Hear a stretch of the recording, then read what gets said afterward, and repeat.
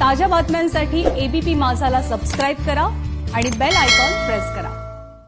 नव्या कृषी कायद्यांविरोधात काँग्रेसच्या वतीने नागपूर आणि कोल्हापुरात शेतकरी बचाव रॅली काढण्यात आली। नागपूर जिल्ह्यातल्या उमरेडमधील यादीत बहुजन कल्याण आणि पुनर्वसन मंत्री विजय वडेट्टीवार, ऊर्जा मंत्री नितीन राऊत, काँग्रेसचे नेते सुनील केदार तसंच राजेंद्र मुळक सहभागी झाले होते। कोरोना संकटामुळे रॅली व्हर्च्युअल पद्धतीने झाली, तर नागपूर, अमरावती, औरंगाबाद, संगमनेर, पालघर आणि कोल्हापूर अशा 6 ठिकाणाहून ही व्हर्च्युअल रॅली पार पडली। कोल्हापुरात विश्वजित कदम, सतेज पाटील आणि पृथ्वीराज चव्हाण हे सहभागी झाले होते। मोदी सरकारने गेल्या 6 वर्षांमध्ये कृषी अर्थव्यवस्थेवर वाटोळं करून टाकलेलं आपण पाहिले।